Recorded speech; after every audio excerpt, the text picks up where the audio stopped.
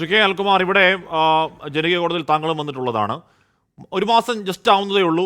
എന്താണ് മരണം വരെ ഞാൻ കോൺഗ്രസ്സുകാരിയായിരിക്കുമെന്ന് പറഞ്ഞ് അവസാനിപ്പിച്ച പത്മജ വേണുഗോപാൽ 4 ദിവസം മുൻപ് സ്നേഹ സന്ദേശയാത്ര എന്ന് പറഞ്ഞാൽ ഒരു ചായക്കടയൊക്കെ വെച്ച് പ്രതാപൻ നയിക്കുന്ന ഒരു യാത്രയായിരുന്നു. അതിൽ അയ്യന്തോളിൻ്റെ മീറ്റിങ്ങിൽ പ്രസംഗിച്ച് നമ്മൾക്കിടയിൽ പ്രശ്നമൊക്കെ ഉണ്ടാകും, പക്ഷേ ഇലക്ഷനാണ്, പക്ഷേ ഇത് വല്ലാത്ത ദശാസന്ധി കാലമാണ്, ഇത് വല്ലാത്ത എന്താണ് പ്രതിസന്ധി നേരിടുന്ന കാലമാണ്, നമുക്ക് പ്രതാപനെ ജയിപ്പിച്ചേ മതിയാകൂ, കൈമൈ മറന്ന് എല്ലാവരും ഒറ്റക്കെട്ടായി നിൽക്കണം എന്ന ഒരു പ്രസംഗമൊക്കെ നടത്തി മടങ്ങി 4-ാം ദിവസം നരേന്ദ്രമോദി ഏറ്റവും ശക്തനായ നേതാവാണ് എന്നൊരു വെളിപാട് എന്തുകൊണ്ടാകാം പത്മജ വേണുഗോപാൽ ഉണ്ടാവുന്നത്? ശ്രീ അനിൽകുമാർ,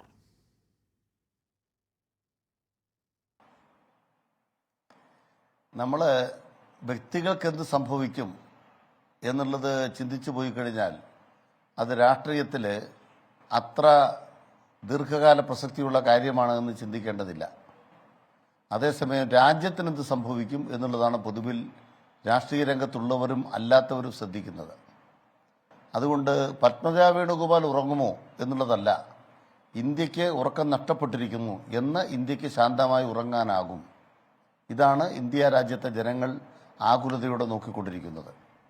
അങ്ങനെ നോക്കുന്ന ഇന്ത്യ രാജ്യത്ത് ഇന്നും ഇന്ത്യ മുന്നണി എന്ന മുന്നണിക്കകത്ത് ഉൾപ്പെടുകയും BJPക്കെതിരായ ഒരു പ്രതിരോധത്തിൽ ചില സംസ്ഥാനങ്ങളിലെങ്കിലും പരിമിതമായിട്ടുള്ള ശേഷികൾ അവശേഷിക്കുകയും ചെയ്യുന്ന കോൺഗ്രസ് എന്നൊരു പാർട്ടിക്കും അതിൻ്റേതായ പങ്കുകൾ വഹിക്കാനുണ്ട് എന്ന് തന്നെയാണ് ഞങ്ങളെപ്പോഴും പറയാറുള്ളത്.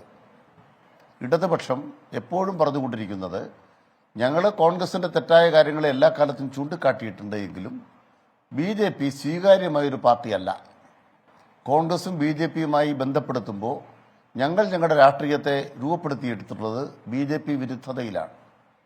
ഏതൊരു രാഷ്ട്രീയ വിഷയത്തിലും അതല്ല നേതാക്കളുടെ വ്യക്തിപരമായ വിഷയങ്ങളിലും അത് BJPക്ക് സഹായകരമാകാതിരിക്കണം എന്നുള്ളതാണ് CPMന്റെ ഏറ്റവും പ്രധാനപ്പെട്ട കാഴ്ചപ്പാട്. സഖാവ് EMS എഴുതിയ അദ്ദേഹത്തിൻ്റെ മരണത്തിന് തൊട്ടുമുമ്പെഴുതിയ അവസാനത്തെ ലേഖനത്തിലെ ഔഷധം, നിങ്ങൾ ഏതൊരു തീരുമാനമെടുത്താലും ആ തീരുമാനം BJPക്കെതിരായിരിക്കണം. കോൺഗ്രസുമായിട്ടുള്ള വർഗപരമായ നമ്മളുടെ തർക്കത്തിൻ്റെ ഭാഗമായി നിങ്ങൾക്കത് കോൺഗ്രസിന് സഹായകരമാകണമെന്നില്ല എന്നും ആ അഭിപ്രായമുണ്ട്.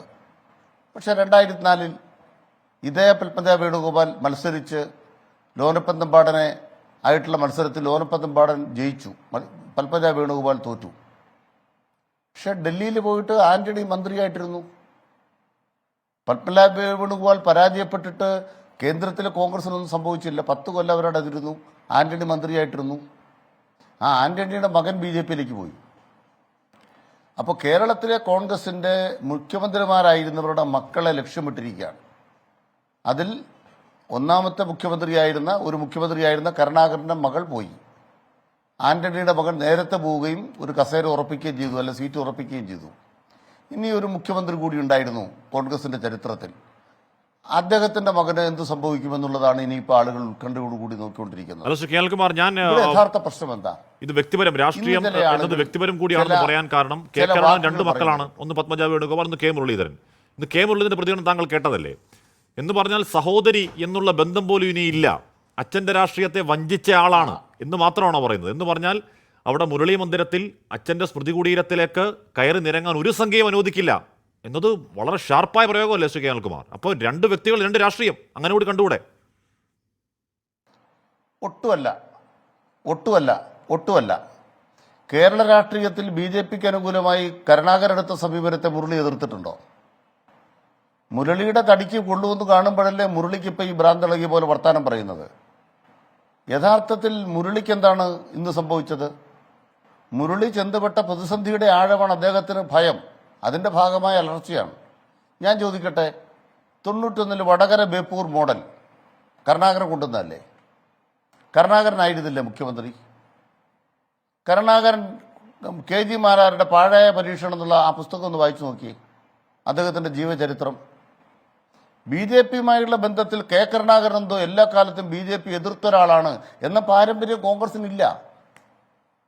കോൺഗ്രസിന്റെ മുഖ്യമന്ത്രിമാരെല്ലാം BJPയുമായി കേരളത്തിൽ മാർക്സിസ്റ്റ് വിരുദ്ധ രാഷ്ട്രീയത്തിന്റെ കൂട്ടുകച്ചവടക്കാരാണ്. അതിൽ കച്ചവടത്തിൽ കരുണാകരൻ ഒട്ടും മോശമല്ലായിരുന്നു.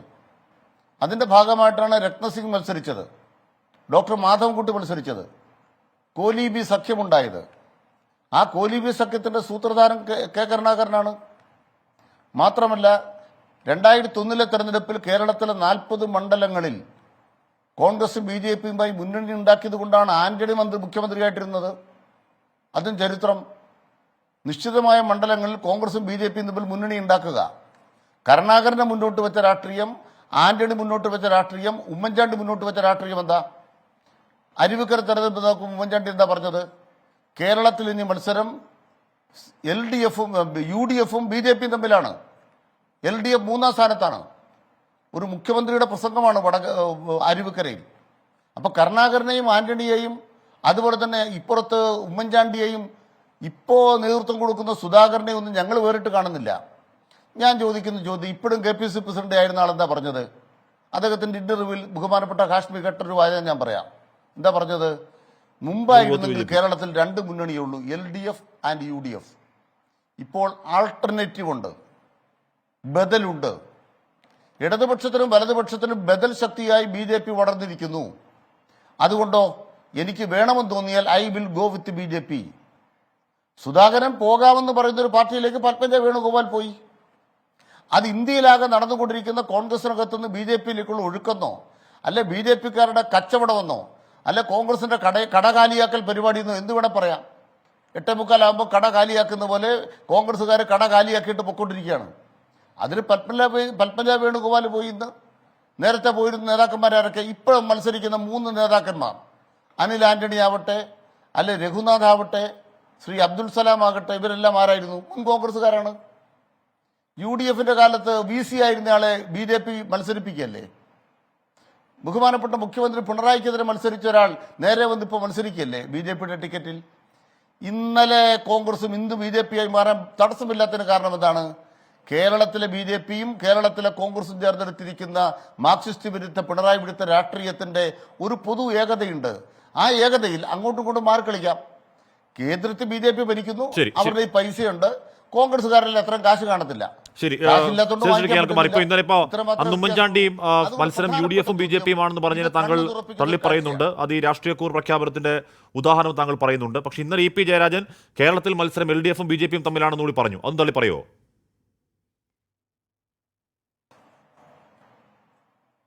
അങ്ങനല്ല. കേരളത്തിലെ മത്സരം LDF ബി ജെ പിയും തമ്മിലാണ് എന്ന തരത്തിൽ രാഷ്ട്രീയ മത്സരത്തെ കുറിച്ചാണ് പറയുന്നത്, വോട്ടിനെ കുറിച്ചല്ല. പിന്നെ ഞങ്ങൾ മത്സരിച്ചുകൊണ്ടിരിക്കുന്നത് ഇന്ത്യ രാജ്യത്ത് ബി ജെ പി ആയിട്ടാണ്.